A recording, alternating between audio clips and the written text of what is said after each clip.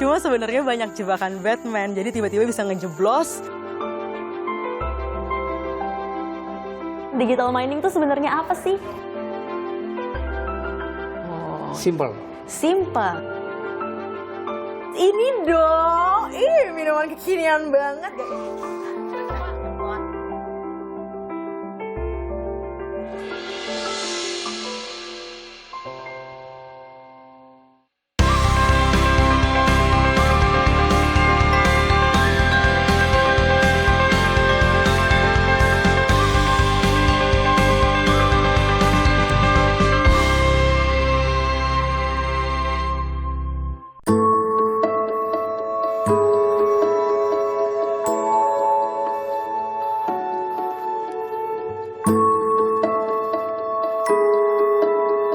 Wong Kito Galo, selamat datang di Sumatera Selatan. Sekarang saya sedang berada di ikonnya Palembang, Jembatan Ampera. Tapi tujuan utama saya bukan ke sini. Masih 6 jam lagi via darat saya akan menuju ke Tanjung Enim. Di sana saya akan melihat proses rescue anggrek, pembudidayaan rosella, dan mampir ke desa yang namanya Desa Pagardewa, serta melihat proses digital mining dari PT Bukit Asam Tbk. Ikuti saya, Patricia Rani, berkelana dalam Kelana Indonesia.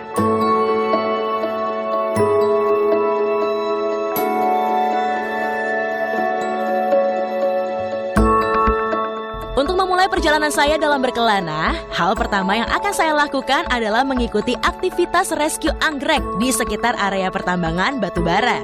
Tepatnya di area hutan sekunder milik PT Bukit Asam Tbk. Area pertambangan ini berada di kawasan Tanjung Enim, Kabupaten Muara Enim, Sumatera Selatan.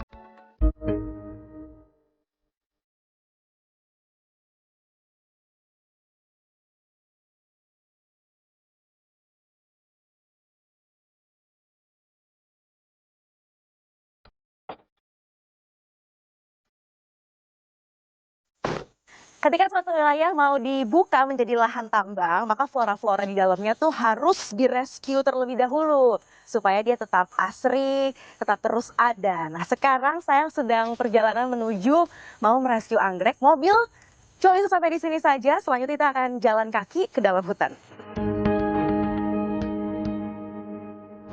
Ternyata untuk menuju ke lokasi anggreknya kita harus mengarungi hutan, menyeberangi sungai terlebih dahulu. Tadi tim saya yang lain udah duluan, lumayan lama sih, lumayan susah juga ya. Sekarang giliran saya yang nyebrang.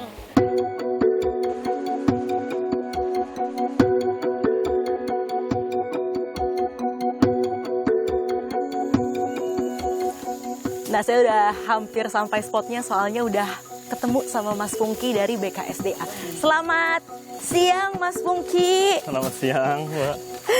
Mas Pungki ini adalah dari Balai Konservasi Sumber Daya Alam Sumatera Selatan, bekerja sama dengan Bukit Asam ya. Nah, ini kuncennya yang tahu di mana letak anggrek yang akan kita rescue.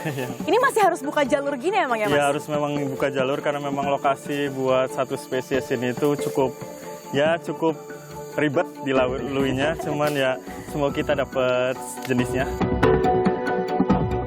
Di dalam hutan ini, kita akan merescue anggrek Louisia.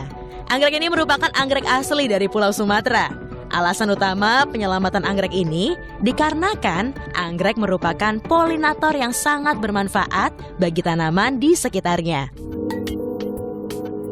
Jadi ini adalah spotnya Mas Pungki? Iya, spot dari anggrek Louisia yang hari ini kita cari. Jadi katanya anggrek Louisia ini memang bunga anggreknya tuh nggak yang kayak besar, tapi dia berkamuflase seperti ranting-ranting ya. Jadi memang Louisia ini memang menyerupai ranting, itu salah satu bentuk perlindungan diri dia. Salah satu jenis anggrek yang sulit dilihat. Dan setiap spesies jenis anggrek itu punya bau yang beda-beda. Baunya berbeda. Jadi beda-beda. Yang pasti sama dari kenapa suatu tanaman disebut anggrek adalah 5 kelopak. Ya, 5 kelopak dan ada lidahnya labellum. Nah, apa yang membuat ini disebut menjadi anggrek? Kalau ini nih sekarang dilihat dari mata, Iya. pakai mata telanjang. Kalau ini yang membedakan dari tanaman lain, anggrek itu dia punya akar angin namanya seperti ini.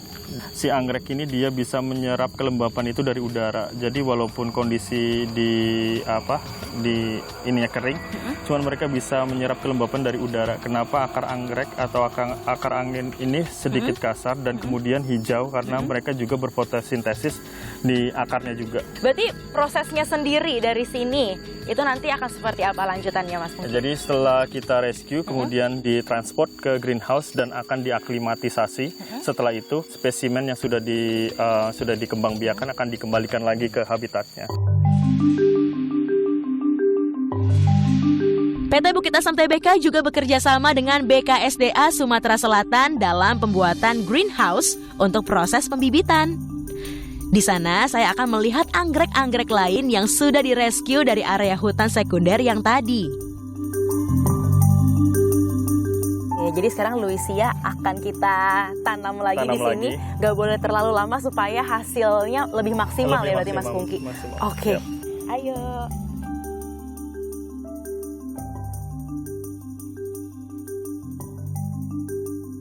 Ini ada berapa spesies di sini? Ini semuanya anggrek bener kan ya? Semuanya anggrek.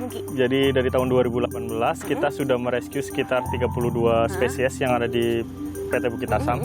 Kemudian ada beberapa juga spesies yang dari luar habitat dan dikumpulkan di greenhouse ini untuk tujuan konservasi.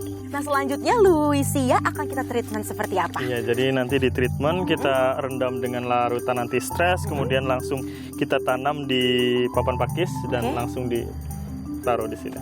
Oke, berarti ini harus segera langsung ya? Langsung segera.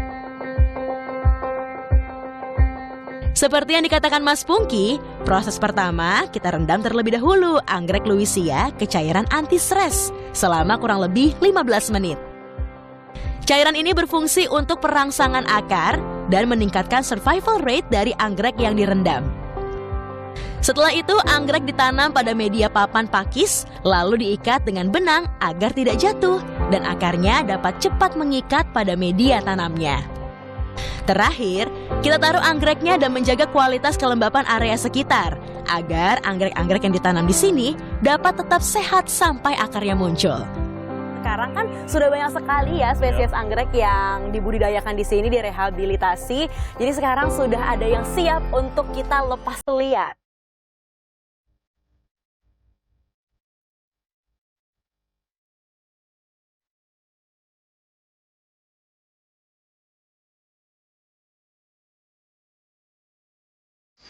Kita sudah sampai di pohon tempat kita akan menanam bibit-bibit anggrek ini. Jadi kalau dilihat kenapa lahan ini dipilih, ini adalah lahan reklamasi yang udah 10 tahun ya. 10 tahun. Baiklah, mari kita tanam saja bibit anggrek yang melalui perjalanan yang panjangnya dari rescue, terus dirawat lagi, sampai akhirnya sekarang lepas liar lagi ya, sudah siap ya. Bagaimana caranya Mas Pungki? Jadi kita bisa pisahkan anggrek yang mana kita pilih dan kita langsung masukkan di dalam media atau pot, yaitu sabut kelapa. Jadi tinggal masukkan aja. Oh, tinggal begini aja? Siap. Dibantu, kita pastikan tidak copot. Sudah, kemudian kita biarkan dia berakar.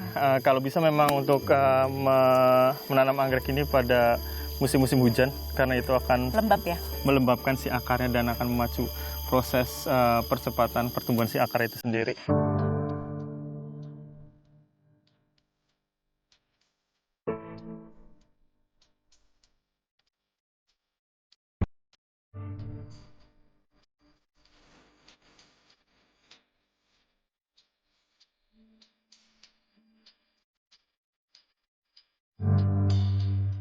Sudah deh, habis ini tinggal ya iklim sekitarnya ya, iklim sekitarnya yang menentukan apakah dia akan terus lembab, apakah sirkulasi udaranya akan terus lancar. Karena dua faktor itu yang paling utama yang menentukan anggrek ini akan tumbuh atau tidak. Tapi so far 85% ya tumbuh di persentasenya. Area sini. Jadi lumayan tinggi sih. Kita berdoa ya, dia aku kasih nama si cantik ini tumbuh ya, jadi besar. Jadi one day Rani kesini lagi udah ada bunganya. Amin. Amin.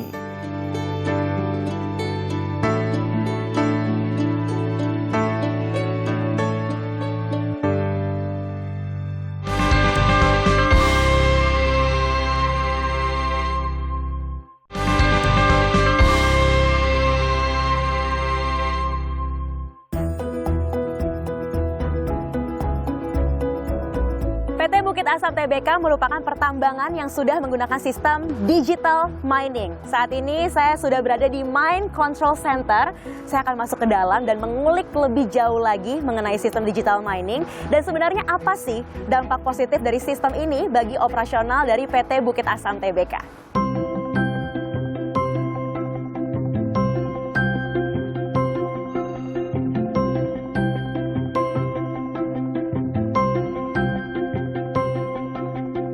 Selamat pagi Pak Satria. Oh iya, selamat pagi. Iya Pak, saya Rani. Saya mau nanya-nanya soal digital mining yang ada di sini.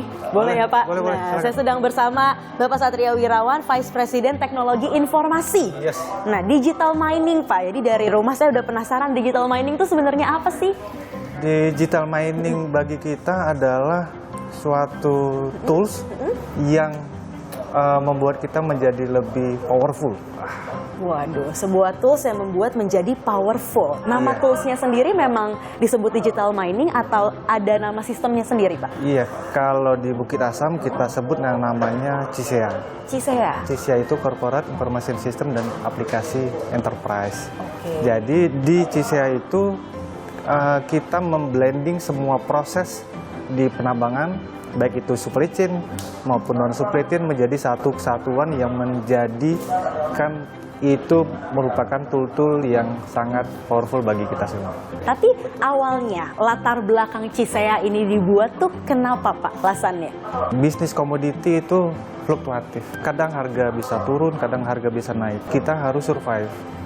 Dan kita harus tetap melakukan yang terbaik untuk menghasilkan suatu produk yang nyata.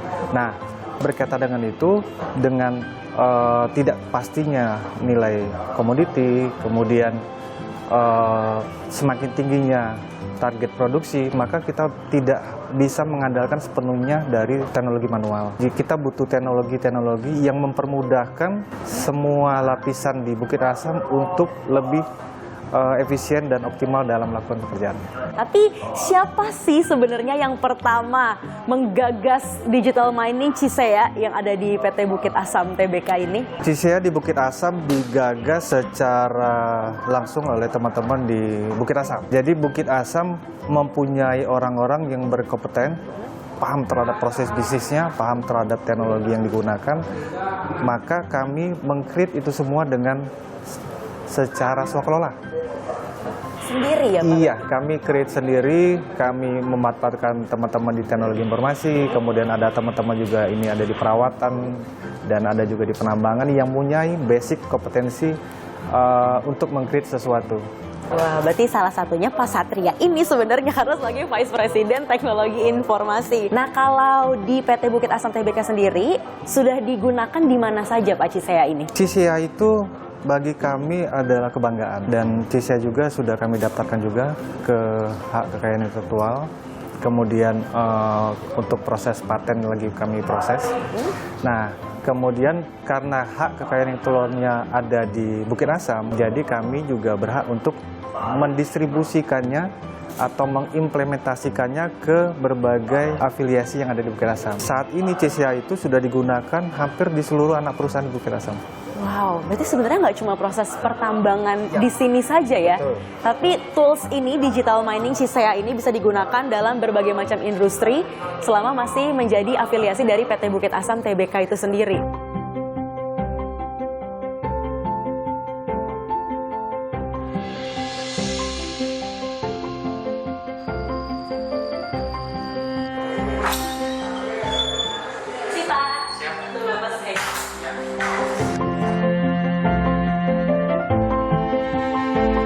Untuk melengkapi informasi saya mengenai proses pertambangan batu bara di PT Bukit Asam TBK, sekarang saya sudah bergabung bersama Bapak Suhedi. Halo Pak. Halo. Selamat siang. Selamat siang.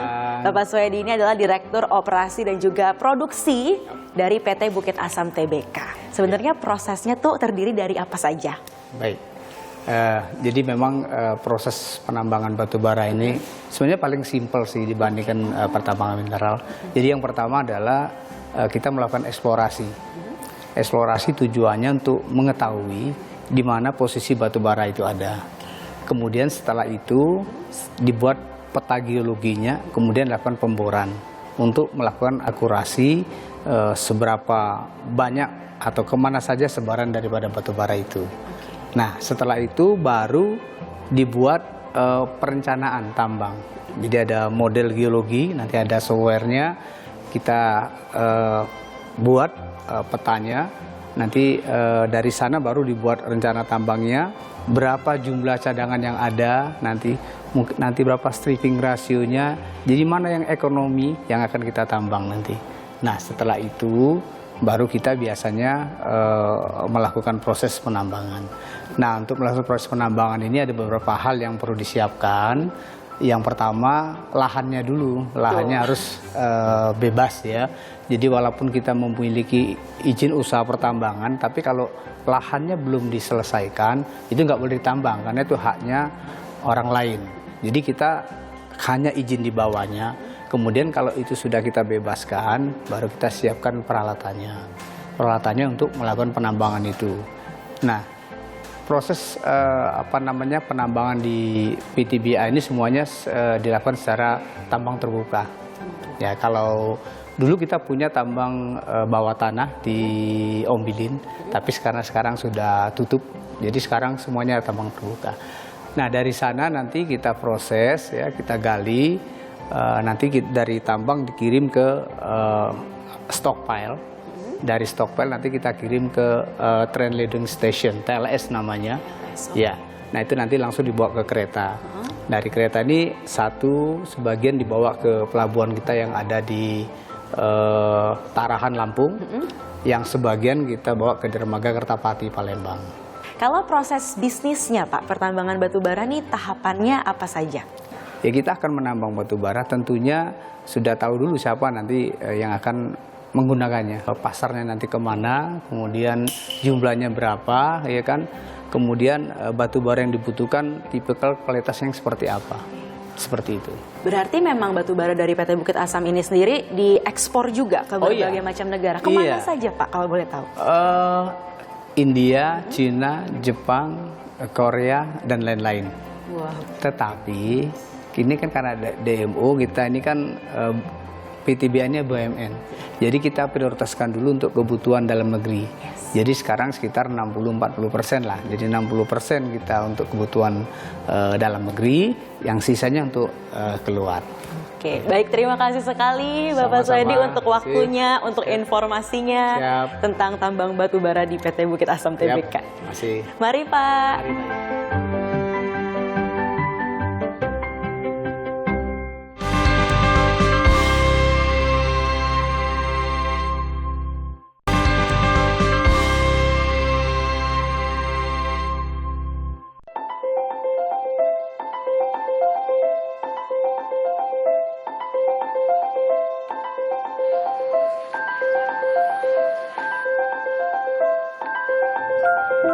SIBA, Sentra Industri Bukit Asam. Ini bukan hanya sekedar tempat berkumpulnya UMKM binaan PT Bukit Asam Tbk, tapi sudah menjadi brand tersendiri.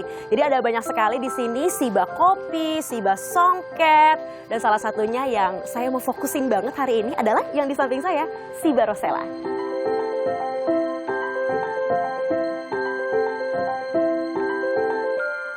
Di sini saya mengikuti kegiatan pengolahan dan pembuatan teh Rosella. Proses yang pertama adalah pemetikan Rosella. Pada proses ini biasanya satu pohon dapat menghasilkan 5 kg hingga 10 kg Rosella. Selanjutnya merupakan proses pengelupasan. Kelopak-kelopak Rosella ini dikelupas hingga terpisah dari bijinya. Dalam satu kali puncak panen, proses pengelupasan dapat mencapai total 500 kg Rosella. Yang ini bisa langsung kita cuci ya Bu? Bisa. Oke deh, ayo Ibu. Setelah dikelupas, kelopak Rosella akan dicuci dan langsung dikeringkan di atas tampah. Kelopak-kelopak ini akan dikeringkan selama 5 hari. Yang menarik adalah terdapat 2 jenis kelopak dengan warna yang berbeda, ungu dan merah. Kelopak berwarna merah memiliki khasiat yang lebih tinggi, sedangkan warna ungu dapat mempercantik warna hasil olahan Rosella nanti. Terakhir, setelah dikeringkan kelopak di blender dan dijadikan bubuk-bubuk teh, lalu dimasukkan ke kantong teh dan siap untuk dikonsumsi. Semua yang ada di depan saya dan Ibu Dian ini adalah hasil karyanya Rosella. Bisa jadi teh yang jelas, bisa jadi nastar, jadi pie, udah jadi. Terus bisa jadi apa lagi selain di sini? Bisa jadi sambal. Sambal itu bisa jadi produk turunannya jadi geprek Rosella, Geprek Rosella, terus nasi kebuli, nasi bakar, itu produk intinya. betah nih aku di sini. Puding. Ini versi hangatnya, kalau ini versi kekiniannya ya. Dari tadi aku tuh udah ngeliatin aja bulir-bulir esnya itu loh. Bikin aus. Ini tuh Rosella Lemonade with Selasih ya. Wow, langsung ya. Rasanya tuh bener-bener ya gitu asemnya, tapi kan asemnya Rosella tuh nggak asem banget ketika udah jadi seperti ini ya. Asem manis, seger, terus selasihnya tuh bikin ada tambahan teksturnya. Ya, dijual nggak sih ini? Dijual. Dijual juga. Jadi kalau ke Tanjung Enim pastiin mampir ke Siba Rosella. Ya, lengkap pokoknya. Buah kepayang. Selain Rosella, di Siba Center juga terdapat Siba Kopi, Siba Songket, bahkan Siba Rajut. Di sini, masyarakat diharapkan dapat terus menyalurkan ide kreatif untuk perkembangan dan usaha mandiri. Tidak sampai di situ, saya juga berkesempatan untuk mengunjungi hasil dari kontribusi PT Bukit Asam Tbk dalam usahanya memberdayakan masyarakat.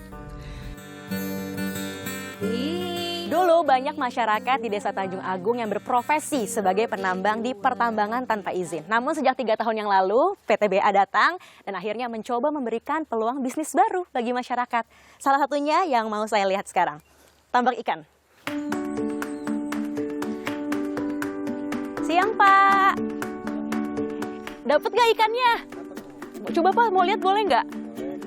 Waduh, banyak banget. Ikan apa aja, Pak, ini? Ikan gurame, Bu. Ini lagi mau dipindahin? Iya. Pak, sini saya bantu ya, Pak. Boleh, Bu. Sekalian mau ngobrol, boleh ya? Boleh, Bu. Boleh. Oke, ayo, Pak, naik dulu. Nah, saya mau ngobrol, Pak, tapi ikannya ditaruh dulu berarti. Saya taruh dulu, Bu, ya. Oke, sip, Pak Putra.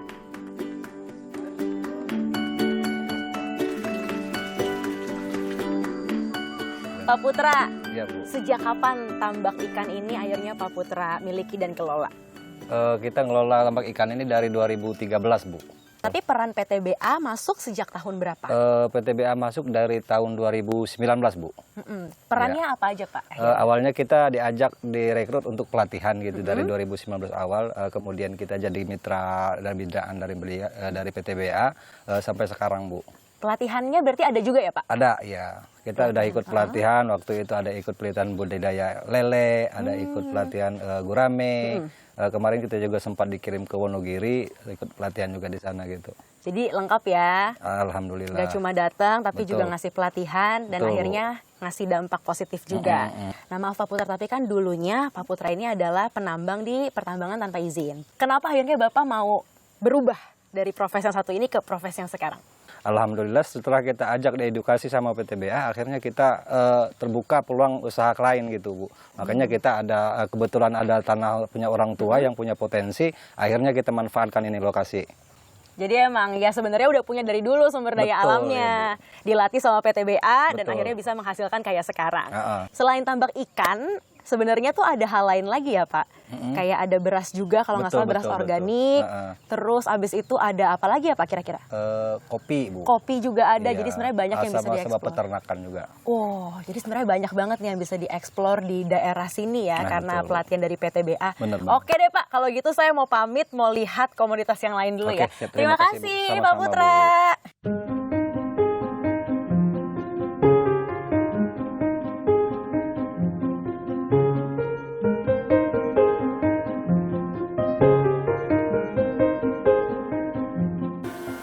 Ini dia komoditas lain yang tadi saya bicarakan. Sekarang lagi ada di Desa Pagar Dewa. Salah satu komoditas utama di sini adalah beras sehat. Pas banget ini ya, saya datang pas selesai musim panen. Jadi Desa Binaan PT Bukit Asam Tbk ini sekarang sedang memasuki musim tanam.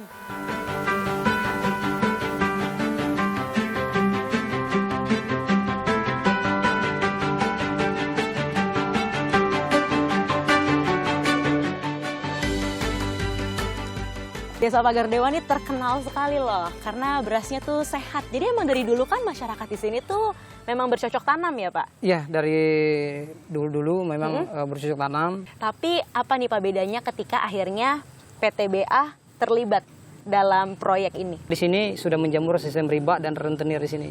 Sehingga saya memintakan kepada Bukit Asam gimana menyelesaikan semua ini. Ya kita dibantu peralatan, kita dibantu hand traktor, rice mill, solar cell, itu kita semuanya. Lagi kita dibantu sistem kelembagaan ekonomi yang diberi nama Badan Usaha Milik Petani PT Pagar Bukit Asam. Badan Usaha Milik BUMP berarti? Ya, BUMP. Oke, jadi petani-petani di sini berperan sebagai apa? Petani di sini sebagai anggota. Tapi secara hasil jenis berasnya sendiri, apakah dengan teknologi yang baru hasilnya juga beda Pak? Ya, kita memakai sistem organik, kita sampaikan kepada masyarakat bahwa ini beras sehat. Nih kita lanjut nanam lagi ya. Susah juga Pak jalannya. Nah. Padi yang sudah dipanen akan langsung masuk ke 5 proses tahap penggilingan padi. Pertama, gabah dimasukkan ke dalam mesin. Selanjutnya, disalurkan ke pemecah gabah yang pertama. Pada tahap ini, sedikit demi sedikit, gabah akan terkelupas dari kulitnya dan sekamnya akan dipisahkan. Ketiga, gabah akan masuk ke pemecah gabah yang kedua. Pada tahap ini, pengelupasan gabah menjadi lebih halus. Keempat, gabah masuk ke mesin pemolesan. Pada tahap ini, padi sudah mulai terlihat dan kulit gabah sudah terkelupas. Terakhir, beras-beras ini di-packing dan siap untuk didistribusikan.